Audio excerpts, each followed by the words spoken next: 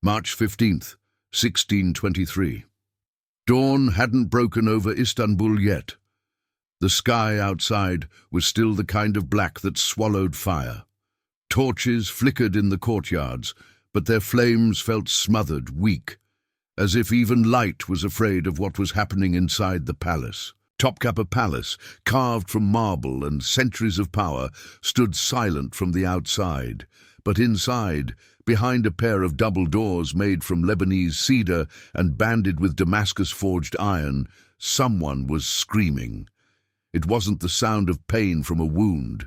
It wasn't labor or grief or the hysteria of a frightened girl. It was worse.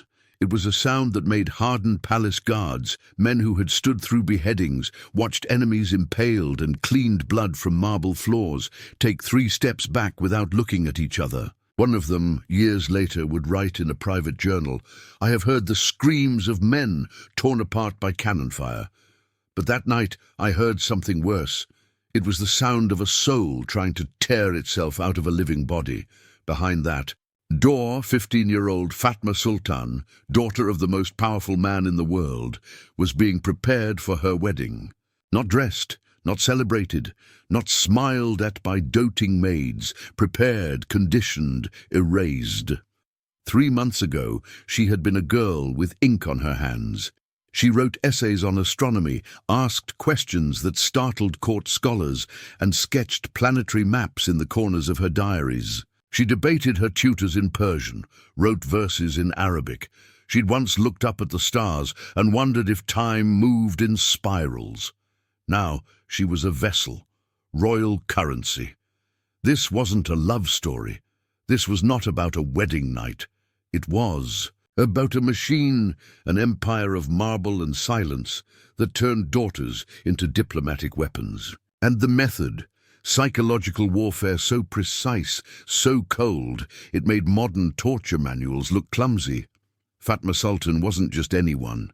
She was the daughter of Sultan Ahmed the Maysun and the granddaughter of Kösem Sultan, a woman who had ruled from behind the gilded latticework of the harem, moving armies like chess pieces, deposing sultans with whispers. Kösem was feared and obeyed. She had outlived enemies and orchestrated royal deaths, but not even she could protect her own daughter from what was coming. In the winter of 1622, without warning, Fatma had been summoned. Her mother was already sitting in the chamber, her spine straight, her expression carved from stone. Kösem didn't speak. She didn't cry. She didn't resist. The announcement came from a woman named Gulnar Hatun, a name whispered through the palace halls with dread. She wasn't a servant. She was an architect of minds, of obedience, of silence. "You will marry Kara Mustafa Pasha," Gulnar said. "The wedding will take place on March 15th. Preparations begin tomorrow." Mustafa Pasha, a man 20 years older, scarred from 3 campaigns, celebrated for efficiency, a polite word for destruction. For him, the marriage was a reward. For Fatma, it was a funeral dressed in pearls. She didn't speak. She looked at her mother, hoping for something, a signal, a tremor in the mask. There was none, only the quiet of surrender, the silence that says, "You must go through what I went through too." That night, Fatma didn't sleep. She didn't weep either. She sat by the latticed window, her journals untouched beside her. The moonlight traced her face, but she didn't lift her eyes to the stars. In the morning, they took her to a room called Gelinin Odası, the bride's chamber. But it wasn't a chamber, it was a laboratory. The walls were panelled in black ebony that drank the light. The windows were sealed shut with thick wooden boards. There were no sounds, not even footsteps. Carpets were so dense that the world itself felt muffled. She couldn't even hear her own breath. The only light came from oil lamps placed at deliberate angles, not enough to comfort, just enough to confuse. She couldn't tell if it was morning, afternoon, or night. Time lost its shape. Tapestries covered the walls. Not flowers, not beauty, but scenes from Islamic history, stories of wives who submitted, who obeyed without question, who gave everything for the approval of men. The message was constant. Even when no one spoke, the walls whispered, "This is what you are now." The door opened exactly at sunrise. No knock, no warning. Gulnar Hatun entered like the day belonged to her. She wore no jewelry, no bright silks, only a dark robe that made her look more like a judge than a royal tutor. In her hand was a leather-bound book, thick, worn at the edges, no title. Without a word, she placed it on a carved wooden table and opened it to the first page. Fatma sat still, waiting for orders. She didn't know yet that the book wasn't for her to read. It was about her. "Stand," Gulnar said. Fatma stood. "Now bow." This was no simple bow. Her back was to curve at exactly the right angle, 30 degrees. Her hands were to fall below her heart, her eyes lowered, not to the floor, but just enough to signal gratitude without confidence. "This is the greeting bow," Gulnar said, "used to show you are thankful for attention." They practiced it for 2 hours, over and over. Then came the serving bow. A deeper bend at 45 degrees, hands stretched forward, palms up. Message: I exist to fulfill your needs. Then the retiring bow, the full collapse, knees down, forehead to marble. Complete prostration. Message: I disappear when you wish it. There were 18 bows in total, each one encoded with meaning, each one designed not just to teach politeness, but to train the body to surrender before the mind could resist. Day after day, 4 hours every morning, Fatma practiced. By week 3, her muscles responded faster than her thoughts. Her body bowed before she even decided to. It was called embodied submission. In the evenings, the lessons shifted. Not about the body, but the voice. You are now permitted 43 phrases, Gulnar said, unrolling a scroll of yellowed parchment. You will memorize them. You will speak nothing else unless granted permission. Any other words will be punished. The list was a graveyard of self-expression. Yes, my lord, as you wish. Forgive my inadequacy. I am honored by your attention. 43 ways to say nothing while pretending to speak. When Fatma asked just once if she could still write in her journal, the punishment came immediately. She was denied food for 24 hours. The second time, when she tried to say her own thoughts aloud to a servant girl she trusted, they locked her in a small black cell for 6 hours. No light, no room to stand. The third time, she was dragged into the central harem hall in front of over 300 women, concubines, handmaidens, attendants, tutors, and forced to kneel while her failures were read aloud by the senior consorts. She speaks when not spoken to. She imagines herself equal to men. She writes of stars instead of suns. She didn't cry. Not out loud, but something inside her crumbled. The worst came weeks later. Twice a week they held what they called the lesson in perspective. It sounded gentle. It was not. In those sessions, Fatma, princess of the empire, daughter of the sultan, was made to serve the concubines, not symbolically. She had to dress them, comb their hair, polish their nails, bathe them, feed them like a servant feeding nobility. These were the women who lay with her father, the women who held more power than she ever would. One day, while clasping a ruby necklace around the neck of Hatice Sultan, her father's favored consort, her hands shook so hard the gemstones clattered like coins in a tin. She tried to stop. She couldn't. Later, a witness would write in a letter, she cried without making a sound. It was like watching a ghost mourn its own death. By the 6th week, she no longer shook. Not because she was healed, but because part of her had gone silent. Like a door closing inside her mind, the final stage began underground. Beneath the palace, in rooms not marked on any official map, there were chambers, replicas of bridal quarters. Each one identical, each one filled with mannequins crafted by Venetian artisans. Life-sized, realistic, anatomically detailed. Fatma was led into these chambers, told to rehearse, told to act. The first time, she cried. They wrote it down. Subject displayed fear response. Session extended. The second time, she resisted. Subject showed physical hesitation. Increased sessions ordered. The third time she went silent. They were documenting her like an experiment, building a guide, a manual on how to control her, one that would be passed on to train the next girl. And the next, and the next. She was no longer a daughter, she was a project, a body being trained to survive what they called a wedding night, and what history for 600 years refused to name for what it truly was. 7 days before the wedding, they moved Fatma to the Gelin Köşkü, a small pavilion deep in the palace gardens. No one came in, no one left. The guards posted outside were eunuchs who had served the harem for decades, chosen not for loyalty, but for silence. Inside, the air was thick with something invisible, not just incense or perfume, something else, something meant to calm, to dull, to erase. Her diet was now controlled by the ounce, every bite, every sip, chosen not for nutrition, but for psychological effect. Pomegranate, honey, almonds, goat's milk, a spice blend from Yemen. Later chemical analysis of similar mixtures from palace records would reveal the truth. The spices contained compounds we now call natural sedatives, traces of mild anxiolytics, substances that don't knock you out but make your brain float, dreamlike, slow. She was being chemically softened, not into peace.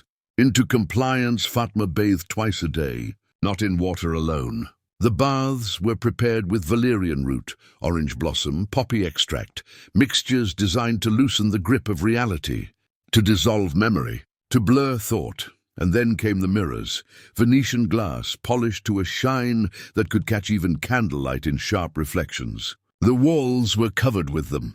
On every side, Fatma saw herself, hundreds of her from every angle. She watched herself move. She watched herself sit. She watched herself watching herself. At first it was confusing, then disorienting, then maddening. A Sufi mystic might have called it muraqabah, self-observation meant to bring you closer to divine truth. But here it was a weapon. It taught her to question her every gesture, her every blink. It made her the guard of her own body. On the final night, the 14th of March, the silence in the pavilion was like a death shroud.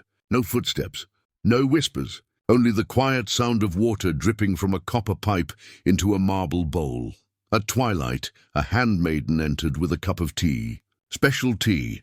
The recipe, found centuries later in the palace medical archives, included concentrated poppy milk, crushed mandrake root, and a third ingredient that historians believe was an early form of dissociative compound, similar to the ones now used in psychiatric medicine for trauma-induced catatonia. The goal wasn't sleep, the goal was separation. Fatma drank the tea, slowly, dutifully, like someone obeying the final instruction. In a long list of humiliations, she didn't speak. She hadn't used her real voice in weeks. She didn't write either, except for one final journal entry hours before dawn. The last words that truly belonged to her: "Tonight the stars will still move. Tomorrow they will still be there, but I won't see them anymore. Not really. The girl who loved stars is about to become someone else. Someone I do not know. Mother says this is what it means to be a woman of power. But if this is power, I would rather be a slave with a soul." She signed it. Just her name, Fatma, not Sultan. Not princess, just Fatma. Then she placed the journal under her mattress, arranged her hands on her lap, and stared at her reflection in the mirror until her eyes lost their shine. By the time the sun rose on March 15th, Istanbul had turned into a celebration. Bells rang across the mosques. The streets swelled with people, merchants, poets, children tossing flowers into the air. The scent of burning frankincense and roasted lamb choked the alleys. Coins were flung into the crowd. Fire-breathers danced beside Janissary soldiers. Poets performed verses written for the occasion. In the grand halls of Topkapı, tables overflowed with dates, melons, and pastries glistening with honey. It was a wedding day, a royal one, a spectacle, a symbol of empire. And behind all that glory, in a quiet garden pavilion surrounded by soldiers and silence, Fatma sat motionless. Court physicians came to examine her. One of them scribbled pulse, weak, irregular, skin, cold. Despite nearby braziers, eyes open but unseeing, subject appears conscious, but unresponsive to direct speech. Then the note that mattered, sedative tea administered. Proceeding to ceremony, she was awake. But she wasn't present, and that's all they needed. Night fell on Istanbul like a curtain made of silk and ash. The public celebrations began to fade. The laughter, the dancing, the distant clang of Janissary swords echoing through the city's stone walls. All of it dimmed until the streets returned to silence, like nothing had happened at all. But inside Topkapı Palace, behind the oldest garden walls, the real ceremony was about to begin. Fatma Sultan, daughter of the Sultan, shadow of a girl, body still warm but soul long gone, was dressed by 6 women in silence. Not a word spoken, not a glance shared. Just hands working with mechanical precision. They bathed her for hours in oils warmed with Damascus rose, sandalwood, Somalian amber, and jasmine. These weren't for celebration. They weren't for beauty. They were chemical tools, softeners of will, numbing agents dressed up as luxury. The dress they put her in was white, a white so bright it seemed unnatural, embroidered with gold threads that shimmered like fire in the candlelight. Pearls from the Persian Gulf were sewn into every hem. To the outside world, she looked like a queen, but inside the dress was another truth. Internal cords laced around her torso, tight, restricting. Breathing became shallow, mechanical. Hidden clasps were built into the gown, in ways that made undressing impossible without help. The shoes were heavy, unbalanced, impossible to run in. Even her crown was a weapon, so heavy it bent her neck forward, a symbol of honor that made her bow whether she wanted to or not. She looked like royalty. She felt like a prisoner, and outside, her groom was receiving his own final instructions. Kara Mustafa Pasha, war hero, military strategist, loyal to the Sultan, was not being told how to celebrate. He was being taught how to conquer. He was in a different chamber, lined with tapestries of war, burning cities, kneeling enemies, chained princesses. All meant to send one message: this is not a union. This is a victory. Senior military advisors trained him not with poetry, but with control, how to speak, how to stand, where to place his hands, when to lower his voice to make her feel smaller, how to lean close, not for intimacy, but for dominance. He had used these tactics before, on soldiers, on rebels, on generals. Now they were being repurposed for a girl who hadn't looked anyone in the eye for a month. Then came the moment. Fatma was led from her chamber, slow steps on unsteady feet, surrounded by women carrying long candles. The flames didn't flicker. The night was still, like the world was holding its breath. No one spoke. No music, no prayers, just the sound of silk brushing stone. As they approached the ceremonial tower, an octagonal structure built over a century earlier, the youngest attendant, barely older than Fatma, would later swear she heard her whisper something, not in Ottoman Turkish, not in Arabic, in Greek, a prayer. Lady of the moon, if you can hear me, let me die before dawn. A prayer to Artemis, the virgin goddess. A prayer older than the palace itself, older than Islam. A desperate call from the last corner of Fatma's soul that still remembered who she had once been. A girl who looked at stars and believed in meaning. Then they entered. 3 floors, 3 hours, 3 rituals, no witnesses from the city, only palace physicians, senior eunuchs and scribes stationed behind carved screens. Not to celebrate, but to document. The bed was already prepared, perfumed cushions soaked in opiate oils, ropes hidden beneath to keep her still if needed. Light came from a single bronze lantern positioned low, casting long shadows on the tapestries of war. Mustafa entered, silent. His armor gone, but the look in his eyes still belonged to the battlefield. He didn't see a bride. He saw command. He saw strategy. He saw an opportunity to rise. What happened next is not guesswork. It was written, word for word. Encrypted medical notes in Persian, sealed for 600 years. They wrote it clinically, like doctors observing livestock. Subject's body exhibited severe tremors. No vocal output. Attempts to speak failed. Eyes rolled back. Alternating periods of awareness and absence. Mustafa misunderstood at first. He thought she was resisting, so he used the techniques they taught him. Lowered his voice. Positioned himself to control her view. Gave sharp commands. She didn't respond, because she wasn't there anymore. Not really. After 3 hours of failed consummation, subject administered additional sedatives. Physical act achieved only after full psychological shutdown noted. Subject unresponsive, pulse dangerously low, breath shallow. No resistance due to dissociative condition. They had a name for it in the records, Ruhan Çıkması, departure of the soul. It meant the body lived, but the person inside had left. When it was over, the documents were signed.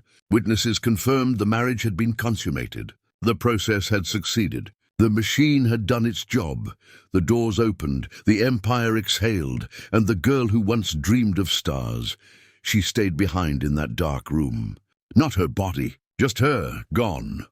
The morning after the wedding, Istanbul bloomed with joy. Mosques rang with blessings. Poets recited verses praising the union. The people cheered the empire's strength, its glory, its legacy secured through another royal marriage. Coins clinked on cobblestones as they were tossed to beggars and children in honor of the blessed bride.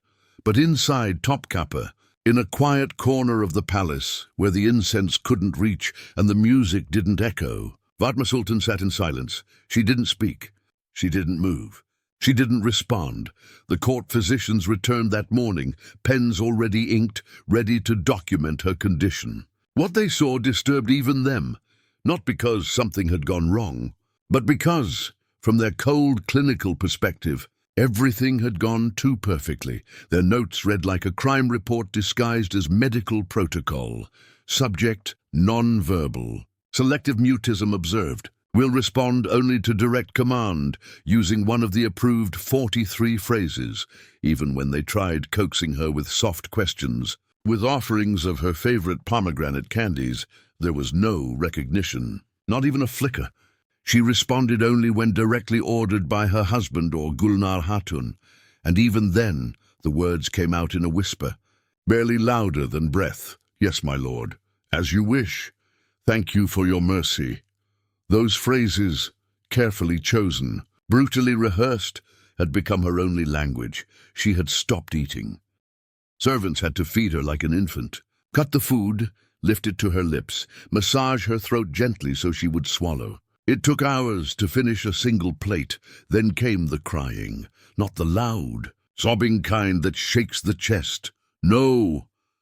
Fatma cried without sound. Sometimes for hours, her whole body trembling violently, but her mouth sealed shut. Like even grief had to obey the rules. Attendants described it as watching someone drown in dry air. The tears poured, but no voice followed. What terrified the palace most, however, was her reaction to men. Any man, even eunuchs she had known since childhood, triggered what the physicians called fear sickness. The moment one entered the room, her breathing would spike. Her eyes would widen like a hunted animal's. She'd break into a sweat, collapse, sometimes faint, sometimes shake until she had to be restrained. Her own father, the Sultan, the ruler of an empire that spanned 3 continents, couldn't approach his daughter without sending her into collapse. Eventually, male servants were forbidden from entering her wing altogether. Guard shifts were rearranged. Entire parts of the palace were restructured to keep her from encountering any man at any time, under any circumstance. They tried to fix her. Herbal tinctures, oils imported from Morocco and India. Sufi healers were brought in to whisper verses over her body. Experimental treatments using magnets. Nothing worked. Because none of them understood the truth. You cannot heal a broken soul by treating the skin. The girl who once debated scholars in Persian now didn't even respond to her own name. Her journals, those beautiful pages full of astronomy, poetry, and questions about time, sat locked in a chest beneath her bed, untouched. She never asked for them. She never mentioned the stars again. The calligraphy brushes she once used to craft art, so graceful it made poets nervous. Dusty, forgotten, left on a tray as if someone else had owned them. She wouldn't walk in the gardens anymore. The ones she once loved. She refused. Not with words, she never said no. She simply turned her face away when asked. And still the marriage continued. 4 children would come from it, all conceived during encounters that the physicians recorded in those same clinical bloodless terms. Subject entered dissociative state. Physical response observed. Subject unresponsive after event. No vocal reaction. No physical resistance. 4 children born from a mother who had vanished from herself. In public, she appeared at ceremonial events. Dressed beautifully, still, silent. She bowed when required. Walked when guided. Smiled sometimes, though no one could tell if it was voluntary or just another practiced reflex from her training. To the outside world, she was a quiet, obedient princess, a symbol of grace. But behind palace doors, she was something else, a living monument to what the empire had done to her. Even Kara Mustafa Pasha, the man they had paired her with, the general who was supposed to conquer her, couldn't bear the sight of her after a while. He began to spend more time away. First weeks, then months. Assigned himself to distant campaigns, Hungary, Persia, Yemen, always choosing the most dangerous fronts. Places where he might die. Some said he turned to opium, others to courtesans. But what he turned away from, that was certain. Her, in a letter to a military colleague, discovered centuries later in Austrian archives, he wrote, "They gave me a bride and called it a gift. What they gave me was a ghost in a crown. I cannot look at her without remembering what I was forced to do. Send me to war. Let me die a soldier. Not rot here in shame. Even the man who benefited from the system couldn't escape its cost. He was haunted. She was destroyed. And the empire, it called it a successful marriage. The years passed like a heavy fog, slow, shapeless, impossible to measure. The palace moved on. New alliances were made, borders shifted, wars began and ended. But behind the thick curtains of Topkapı, Fatma remained unchanged. No one called her by her full name anymore. She was referred to as the mother of 4, or the Pasha's wife, a body, a title, a placeholder in the empire's family tree. She was now more valuable as a womb than as a woman. Each child was born in silence. She didn't name them. Didn't speak during labor. No screams, no cries. The midwives said she blinked slowly through contractions, as if the pain belonged to someone else. Like she was watching her body give birth from a distance. Witnesses would later describe her presence as cold air in a warm room. She held the babies. Yes, she nursed them. She cared for them the way she was told. But there was no spark in her eyes, no softness in her smile. She did everything right, and yet nothing of her remained. The mother was there, but Fatma wasn't. And still, every year on March 15th, her body would fall ill. Always on that date. Fever, shaking, unexplained pain. One time, near collapse. The court physicians blamed female affliction, bad humors, or sensitivity to weather. But the older concubines whispered what they all knew deep down. It's her soul. It remembers. Even after 10, 15, 20 years, her body never forgot what was taken from her that night. And yet, the illusion continued. The empire needed her to exist. She appeared beside her husband at royal ceremonies, weddings, public banquets, military promotions, always dressed in the finest silks. Always smiling that tight, unreadable smile. To the people, she was the perfect Ottoman wife, modest, silent, elegant, but inside palace walls, she was a cautionary tale. Girls entering the harem whispered about her. She used to be brilliant, they said. She could speak 4 languages. She once wrote poems that made men cry. She asked questions about the stars no one could answer, but those were just stories. Because the woman they saw in the halls was no longer a scholar, no longer a girl who loved the moon, just a ghost moving through silk corridors. Her husband, Mustafa, came home less and less. He buried himself in military work. Some said he requested suicidal missions. Others said he stopped sleeping. The man who once commanded armies with steel nerves could no longer face his own wife. He drank more, smoked opium alone, and in a letter found centuries later, addressed to a Sufi mystic he had once studied under as a young man, he confessed, "They trained me to conquer cities, but I was never taught how to live with what I've conquered.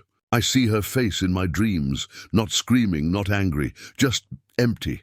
A girl was sacrificed to make me a husband, and I will answer for it one day."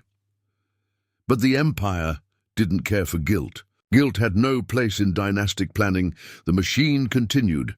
Other princesses followed Fatma one by one. The same process, the same rooms, the same books, the same whispered lies. This is power. This is what it means to be royal. This is what all women must endure.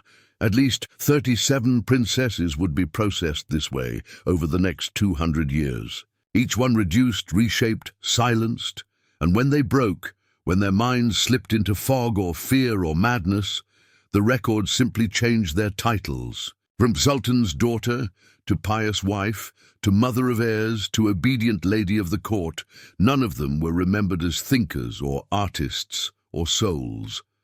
Just functions, just roles, just instruments. The machine was perfect, because it left no blood on the floor, only silence in the halls, and silence in the Ottoman Empire was called obedience. But inside Fatma, even after everything, there was one place untouched. A corner of her mind she had locked away. Small, buried, dim, but alive. It was where she kept the stars, not to dream of them. She didn't dare anymore, but just to remember that once she had looked up and believed that time could move in spirals, that her thoughts mattered, that her life was her own, that memory, silent, distant, barely alive, was the only part of her they never fully reached. March 15th, 1652. Exactly 29 years to the day since her wedding night, Fatma Sultan woke up before sunrise. Not from a call, not from an order, just woke, like something had tapped her from inside. The palace was quiet, as always. Her chamber was warm, as always. The eunuch guards waited silently outside her doors, as always. And yet something felt different. The air pressed heavier. The shadows stretched longer. Her body trembled, not from cold, not from sickness, from memory. Every year on this date her body had reacted, fevers, shaking, crying without knowing why. But this year was different. There was no illness this time. No collapsing, no weeping, only stillness. She sat up in bed, her spine stiff from years of rigid posture. Her fingers hovered over her lap. Not clenched, not limp, just resting, like she was waiting for a signal that would never come.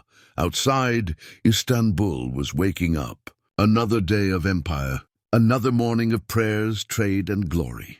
No one remembered the day. No one remembered what had happened 29 years ago behind sealed doors, but she did.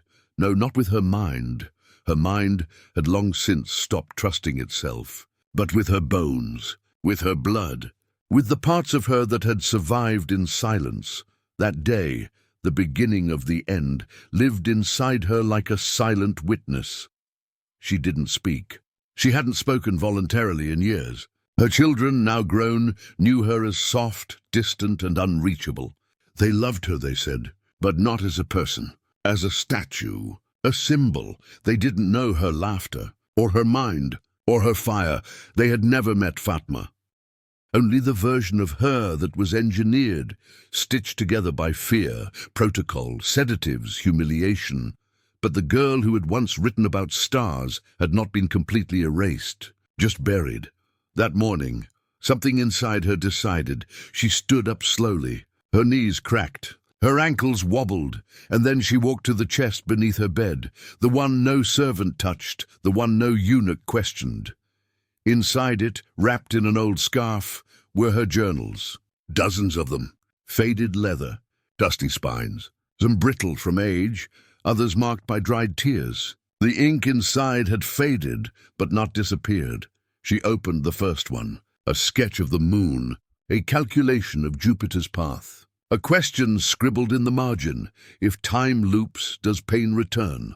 Her hand trembled. She turned the pages. Her handwriting, once so confident, danced in crooked lines. Notes in Arabic, diagrams, quotes from Greek philosophy. Her younger self spoke from the pages, curious, defiant, bright, and then it stopped, right after the last sketch. A planetary spiral. The next page was blank, and the one after that. And after that, she had never picked up the pen again. But now, on this morning, March 15th, 1652, she found herself reaching for one. There was ink on the table, a fresh quill, left by a servant who didn't know it wouldn't be used. She dipped the tip, pressed it against the blank page, and then, with a hand that shook from years of silence, she wrote 4 words: "I remember the stars." That was all. Not a poem, not a rebellion, just a flicker. It was enough. She placed the journal back in the chest, calmly, like someone completing a ritual. Then she lay down again, folded her hands over her chest, closed her eyes, and for the first time in 29 years, she exhaled fully. The official record says she died of brain fever. The servants say she never cried out, never asked for help. Her body simply stopped, as if the weight of memory had finally given her permission to leave. Some whispered that she chose that day on purpose, the exact anniversary, because it was when her soul had first left her. And now it had simply come back. To collect her, palace records noted her death with formality. Fatma Sultan, wife of Kara Mustafa Pasha, mother of 4, known for her piety and obedience. That was all. No mention of her mind. No mention of her journals. No mention of what she had endured. The empire gave her a funeral. Perfumed cloth, Quranic verses, a marble tomb, and then silence. The perfect silence the machine had always wanted. They buried Fatma in the courtyard of the Sultan's family mausoleum, beneath a small dome etched with verses from the Quran. The sun was rising that morning, soft and golden, touching the tip of her tombstone with a strange kind of warmth. It looked peaceful, almost poetic, but there was no poetry in how she had lived. There were prayers, yes, incense, quiet sobbing from some women in the harem who remembered her, not the public version, not the obedient statue, but fragments of the girl before, and then the empire moved on, because that's what empires do. In the official Ottoman court records, her life was reduced to one line: Fatma Sultan, wife of Kara Mustafa Pasha, mother of 4, noted for her piety and obedience. 29 years of surviving silence, reduced to piety, obedience, not a word about her mind, her questions, her pain, not a word about the 3 months of psychological dismantling, not a whisper of the mirrors, the mannequin chambers, the 43 phrases that had imprisoned her tongue. They didn't want her remembered as a person. They wanted her remembered as a symbol, a successful result of the system, but something survived, not in the official scrolls, not in public poetry, in shadows, in forgotten rooms, in dusty boxes of letters, and in that journal, the one she opened on the day she died, now preserved in a glass case in a museum far from Istanbul. 4 words, written with a shaky hand. I remember the stars. That one sentence undid 600 years of silence. In 2019, researchers discovered encrypted records in the Topkapı Palace archives, medical notes, architectural diagrams, handwritten testimonies, all hidden behind a system designed to erase women like Fatma from history. There were 37 names listed, 37 princesses, each one processed, trained, and destroyed in the same calculated way. What shocked the world wasn't just the brutality, but the precision, the coldness, the structure. This was not random cruelty. This was engineering, a system built with the same care as a military campaign, with the same discipline as a war machine. Except the battlefield was a girl's body, her mind, her voice. Even now, historians don't know how many others existed. Girls whose journals were burned, whose names were erased completely. But Fatma's story survived because of a mistake. A chest that was never emptied, a journal that was never burned, and a whisper in a language older than the empire itself. Lady of the Moon, let me die before dawn. That whisper echoed forward, through centuries, through archives. Through the silence they tried to build like walls. And here we are, reading it, retelling it, not for tragedy, not for tears, but because remembering is resistance. For every girl who was told to bow, for every woman reduced to a role, for every voice locked in a room and called obedience, Fatma's story reminds us that history is not just kings and battles. It's the unseen cost of power, the bodies that built the thrones, the minds that were sacrificed for stability, the girls who stared at stars and were told to look down. This story was never meant to survive, but it did, and now that you've heard it, you carry it too. The empire wrote obedience, we write truth. They called it a wedding. We call it what it was, a slow, elegant, state-sanctioned execution of a girl's spirit. So say her name aloud, not as a princess, not as a wife, but as the girl who remembered the stars, even when the world tried to make her forget. Fatma.